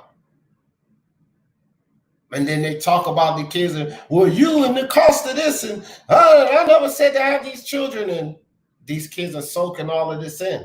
We have to hold ourselves accountable. Certain things should not be done and said around children. Willie Williams in the building. What's good? Soccer training club. Sorry, guys. I see you guys out there. Let me make sure I didn't miss anybody else. But I appreciate y'all coming through. We have to watch what we say around these children coming up, because a lot of these arguments and things are detrimental at this young age, you know, and they get this idea that they have to yell back and forth. We don't have yelling in this house, bro. I don't yell at these kids. The things that we do, the kids will adapt to. It's just that simple. Don't have kids with everybody. Yeah, right. If you can only stand that, if you can't only stand that person in bed, what makes you think 18 years? Look, man, that's a fact. That's a fact. You know, we have a lot of these children and we don't really analyze our mate and the person we're deciding to have these children with. Again, I'm not perfect. I made that mistake. I was talking about my son's mom. You know, my wife, she's a phenomenal mom. You know, but my son's mom is just, you know, so we got to watch our mate, because kids have 2 parents. They have 2 people that's going to be influencing them. And my son had early issues, guys, because remember what I say, 0 to 7. Well, I didn't get custody of him until, you know, he was 4. So half of that 0 to 7, he getting in all of this around his mom. There was arguments every day, cussing. They was doing drugs, sniffing, all types of stuff. The story goes on. And all of that stuff was being soaked into his mind, arguing and fighting. His uncles and aunts used to fight each other physically, hit each other over the fucking head with chairs and shit, and the kids around watching that type of silly stuff, bro. Right? So now if you get in an argument, physical violence is the way to go. That's what was being programmed into their mind. You know, how many of us as parents, as young black men in the hood, tell our sons to go beat somebody's ass? Don't act like y'all don't. Y'all know y'all do. Men do it all the time. Tell their sons to go whoop somebody's ass. Nah, he did this, he said that. Nah, you know what you need to do? You need to go out there and whoop his ass. We're telling our kids to go do this. But then, if later on down the line, we're telling them this 12, 13, 14, teaching them to be a man, be a man, right? Later down the line, they get into a fight in a bar. They're 23 now. You know, all the time as a kid coming up playing pee-wee football, you teaching him to be a man, whoop his ass. Don't let him get away with that. Right? Because that's the lessons you taught, your dad was taught, you ain't gonna be no punk.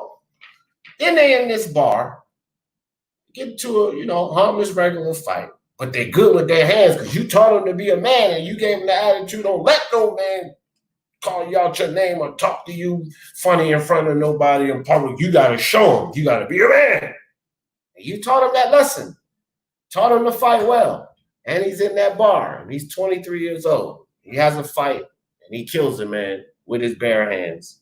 And he gets locked up for 33 years. And somebody like me tells you, that's your fault as a parent.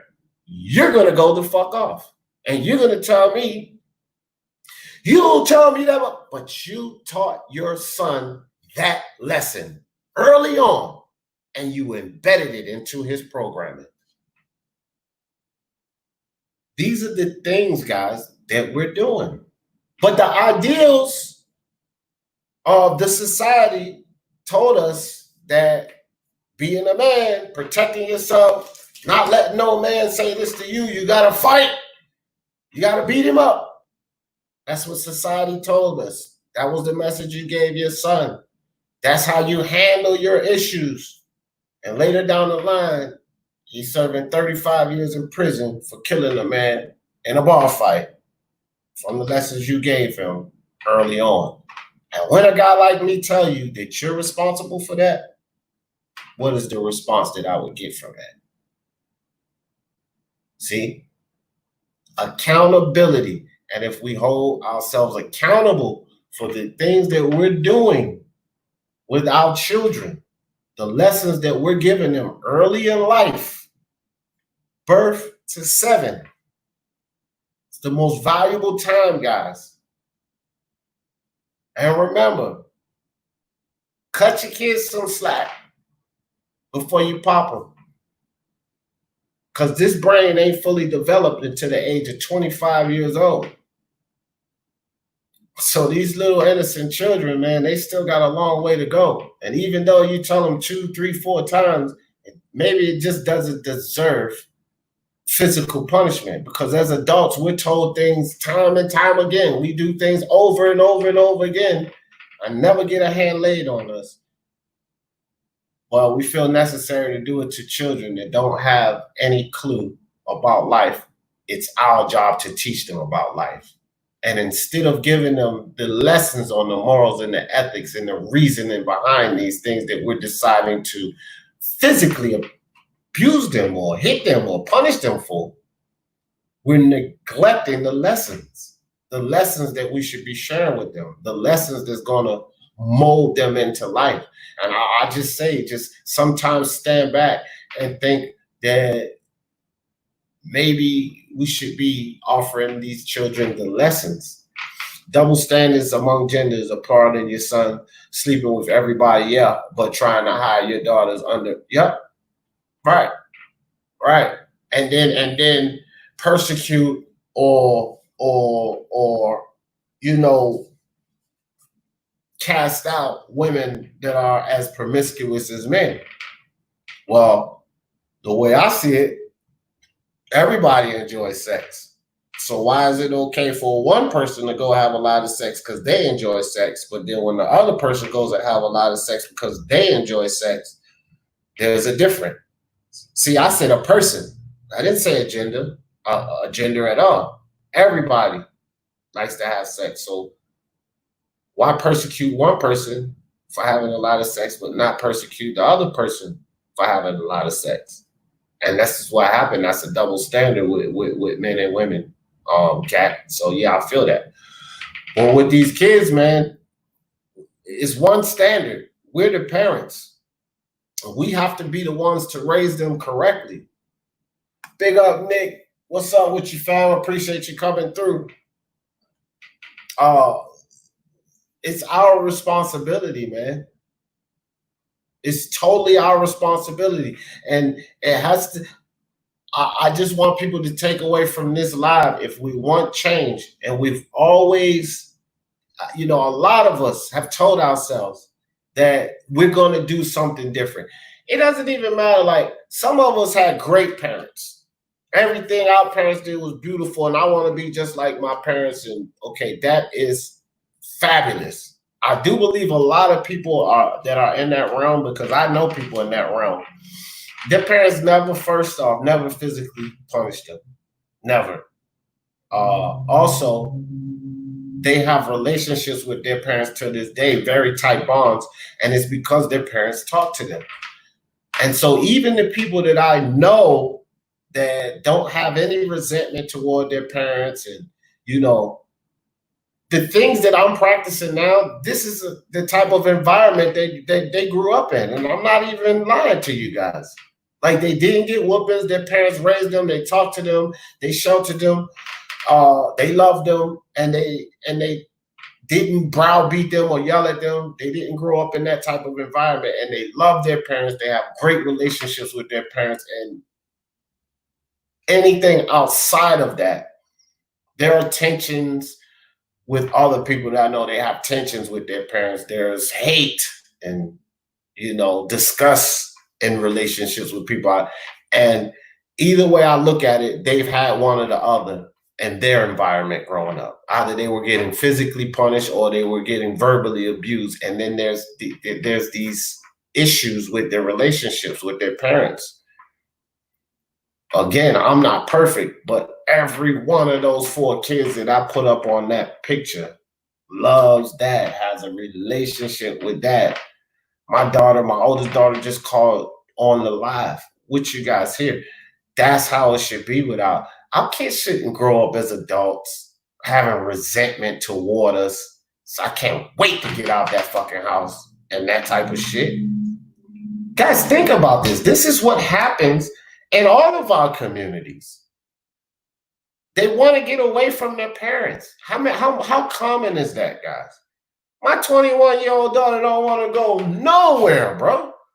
She's got a boyfriend and everything. She spend more time in his house than she do here at home. But she ain't trying to move out. She's not trying to move in with him. She loves dad and mom. Y'all seen us on video, playing video games, taking rides.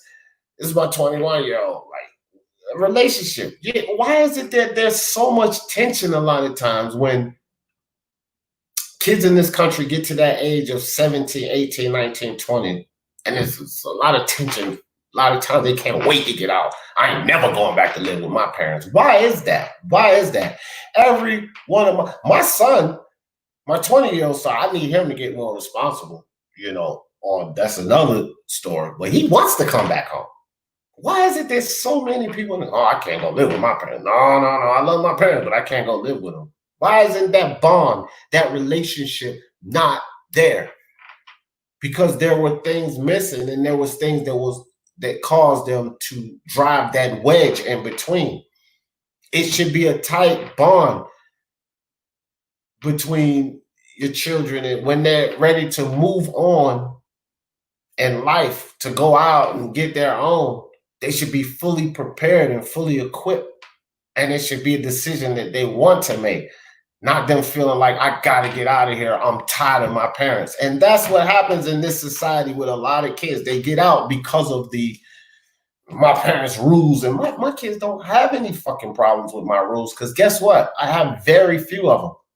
I allow them to be who they are, because I'm not bound by society's ideals, this tribal way of thinking in America that says you shouldn't let your kids do this, and this. So I never restricted them from a lot of those things. So they have no problem with being at home. A lot of the children problem with being at home is things that they've witnessed their parents do, whether it be the arguments and back and forth between them, whether it's the way their parents treated or communicated with them. But something that is consistent is that they want to get out of that environment. They want to go. So nobody can tell me that this whole relationship with parents and children is perfect. Like I said, there are some anomalies. Anomalies are out there. Some people love their parents to death, but that's not the common thing. like Martin Machine talked about earlier. He got the ass whoopings. He loved the parents to death.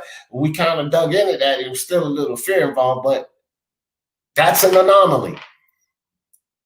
That's not the common thing. And if it was the common thing, we wouldn't have these discussions. We wouldn't have so many grown people out here doing the things they're doing that stems from childhood. R. Kelly. It's no excuse for it, but that shit stems from his childhood. You guys understand this shit? It stems from his childhood. The dude was molested, R. Kelly. Again, I'm not excusing him for anything, but the kids' minds, guys, these minds are taking in everything. R. Kelly and his brothers were severely molested as young children coming up. And look at the things he did with these young girls. So we have to, the lessons that we give our children earlier in life is going to mold them into the people they're going to be. It's going to build, it's going to program that hard drive. Our brains is a hard drive. This is a hard drive. And the programming comes from what we teach our children early on. This is going to mold them to be who they're going to be. So watch what you say around them. Birth to 7. Watch what you say around them. Watch what you do around them. Watch how you treat people. Because if you're a person, this little kid's 2, 3, 4, 5, 6, and 7, and you're a person that in front of people like, oh, hey, love you, da, da, da. And then as soon as you close that door, that stupid motherfucker, that two-faced shit, that child is adapting that characteristic. Do you guys understand this? You're showing that child is adapting that characteristic right then. That's how they learn. 0 to 7. And how many parents do that? How many parents do that? They put on this facade, this front, and their kids are watching their parents the whole time. They one way here, they one. How many people, African Americans, are coming back to us? Grew up in the hood, grew up in church. Church people are famous for this, famous for it. And we're teaching our kids this, church people. Whether you like to hear the truth or not, I speak the truth. So this, children, birth to 7 are watching these parents, these churchgoers, these holy rollers, Christians, go to church and put on this facade. God bless you and everything is, praise you, brother this and sister that. Oh, I love you, joy, peace, and hair grease and all that. And get home and get your motherfucking ass, blah, blah, blah, blah, blah, blah, blah. This almost multiple split personality. And that young child is watching, oh, so this is cool. So you can fake like you really like people. And you don't really have to like them. Get home and fucking cuss them out. And now you have taught your child that. You've taught your child that. How many, I bet you people don't even realize this is the time you're teaching your child this is cool to be that way. Because kids emulate and look up and learn from their parents. They learn how to talk from their parents. They learn how to walk from their parents. They emulate that. They want to be that. They want to copy that. And this is what you're showing them. We have to hold ourselves accountable, bro.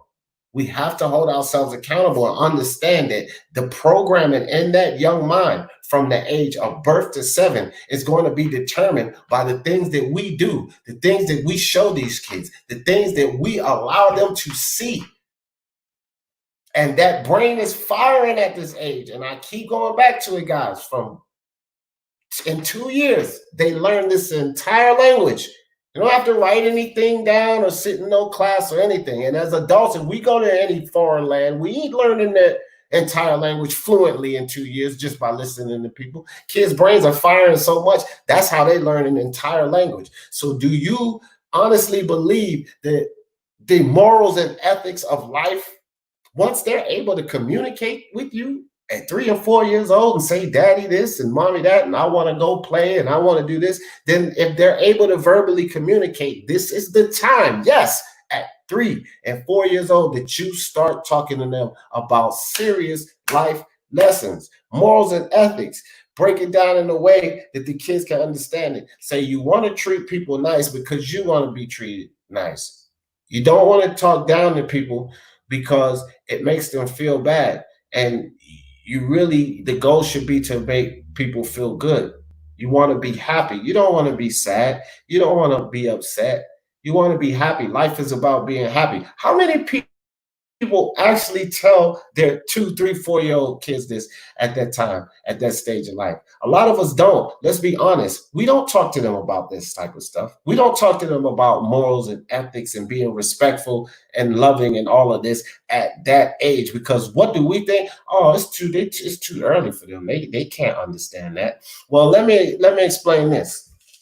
If it's too early for them and they can't understand that type of thing, and here's something that a lot of parents giggle about: when a 3 or 4 year old child manipulates a situation, they'll utilize two adults and they'll manipulate a situation to get what they want. You look at him, he just was little, and it's funny, but you didn't realize how that child took information and manipulated a whole situation and got two adults to do what they wanted them to do at 3 or 4 years old. And we look at that as being cute, but look at how that brain is firing.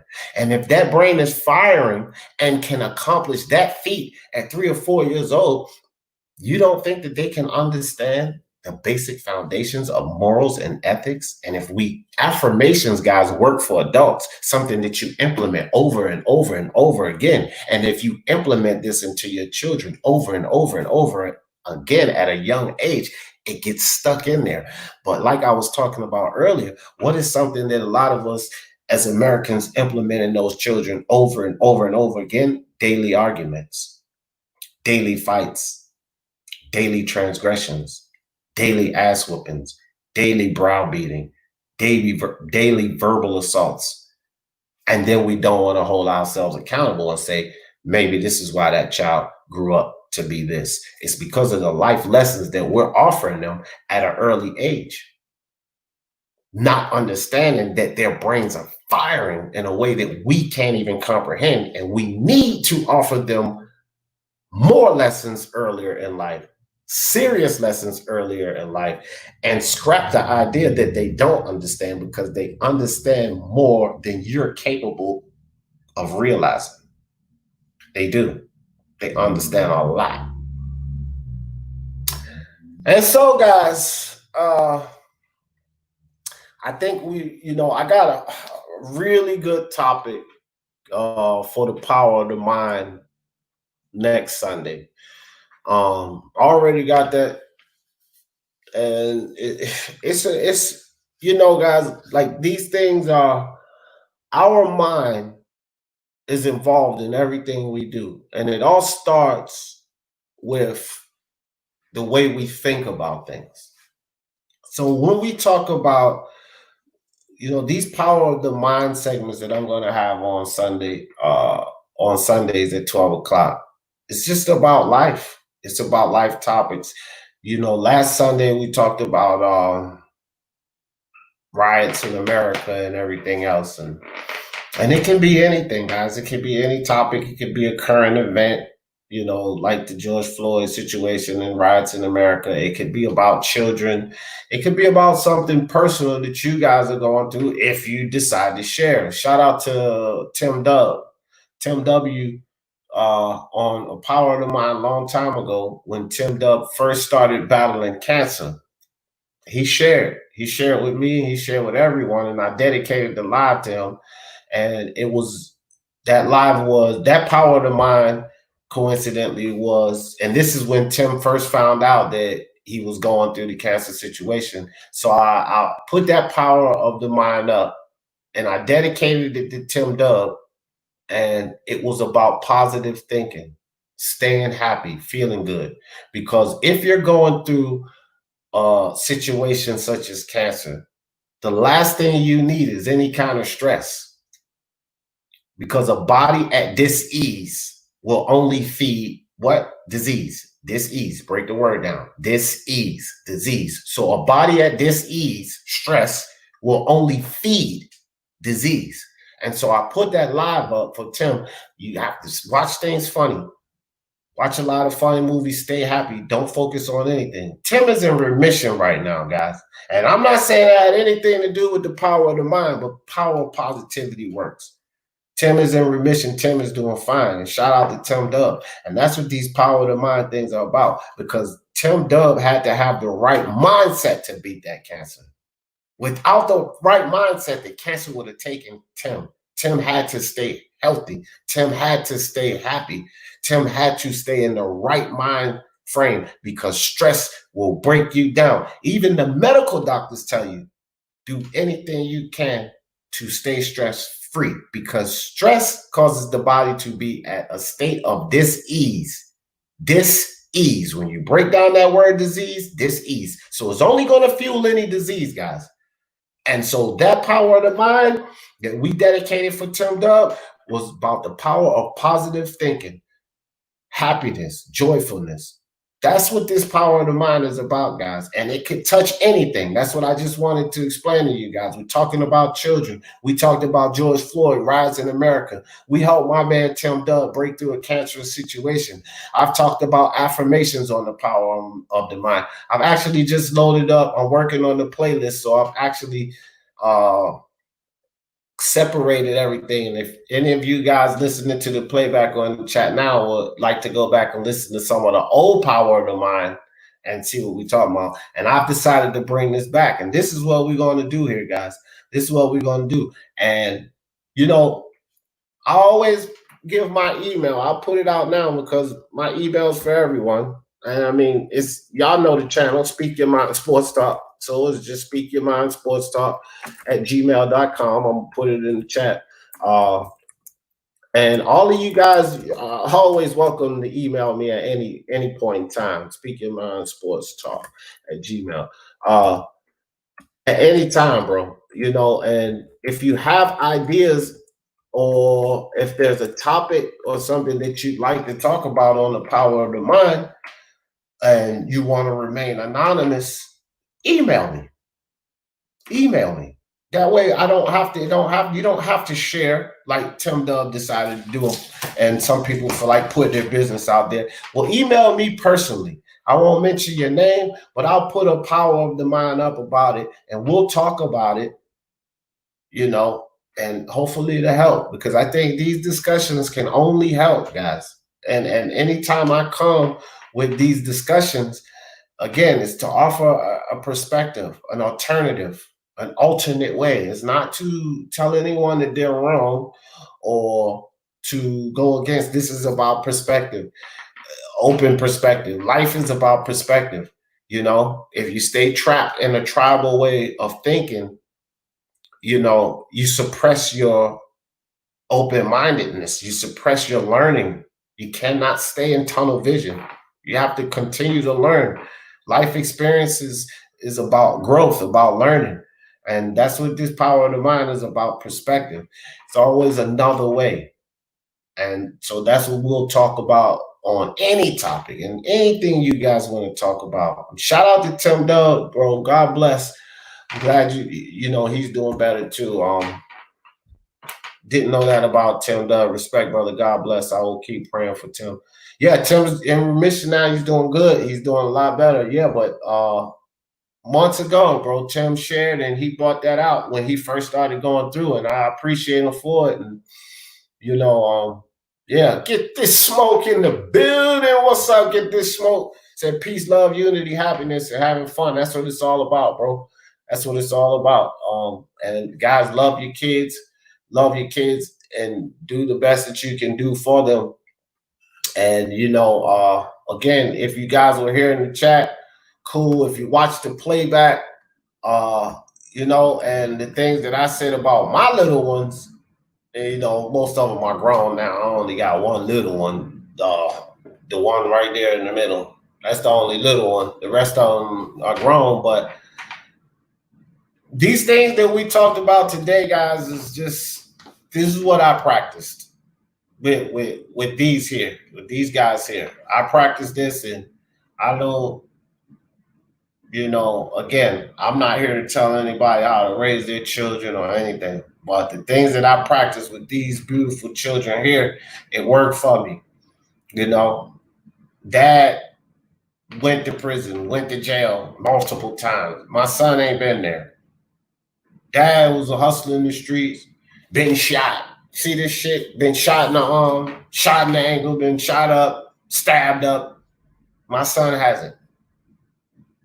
Those two older girls, 23 and 21, grown, no children in school. And that 9-year-old, my beautiful angel, is here with dad, and she's on the way to greatness. So I can only say this, guys. There is no right or wrong way to raise your children. There is only your way. That's it. And I mean that. There's no right or wrong way, because nobody can tell you what's right or wrong for your child. There's no right or wrong way to raise your child. There is only your way. So do the best you can. Do the best you can to raise that child in the best way you see fit. I don't agree with physical punishment. I think that we need to give our children early lessons really early, lessons that society tells us they're too early to learn. We need to kind of revamp that, relook that, and give them all of these lessons earlier in life, and that will lead to the success of your children. And I have 4 of them here that I can only say that that's what worked with me. And hopefully you guys take something from this Power of the Mind Live. We may revisit this topic again, because there's a lot of things I didn't talk about. It's very important, and I would surely like to talk about those things again. Thank you, Martin. I appreciate that, bro. Yeah, man. They are my beautiful angels. I love them. Yeah. Thank you, bro. But hey, guys, great this discussion today. Great topic. I'm surprised I didn't get anyone to join the panel. I guess you guys was in for listening today, which is cool. That's cool too. You know, you can listen, you can share. But again, we'll probably revisit this next Sunday. Just to let y'all know before I take off here, next Sunday's topic is about forgiveness. Okay. Forgiveness, and to truly forgive is going to require you to I'll put the live up today, but we're going to talk about forgiveness on the Power of the Mind next Sunday. And remember, guys, everything we do in life starts in the mind. Every single thing we do in life starts in the mind. Okay, that's it. And so I always end these, my lives and my videos with in a certain way. Basically, for the love of sports, let's talk about it. But with these Power of the Minds, guys, I want to do something differently. And I'm going to do this for everybody here, everybody listen to the playback. This is going to be a permanent fixture for the Power of the Mind. And, so I'll put it in the chat, as a matter of fact, too, so you guys can read along. But I just thought about this last night, guys, and as people, all of the stuff that we're going through in this country right now, with the George Floyd situation, the pandemic, and all of that stuff. Man, look, it's a bad time in this country, and we all need to stay mentally healthy. That's what we really need to do. And so you guys just take care of yourselves out there, take care of your families and your kids, stay happy, stay as mentally healthy as you possibly can, because that's the key, man. That's the key. And our children going to need us. Really, guys, and I want everybody to be safe. I love to talk, but I'll put this in the chat real quick for you guys. And I want to end the show with this and I'm going to end the show with this phrase all the time: the power of the mind, guys. And it's in the chat, so hold on. Let me put this up here. All right, here we go. Remember that we only move forward when we learn to think forward. We must devise a plan to get us where we truly desire to be. We must focus and give energy to the future and how we've planned it. When we focus on how things are and how things were, we remain the same. Peace out, guys.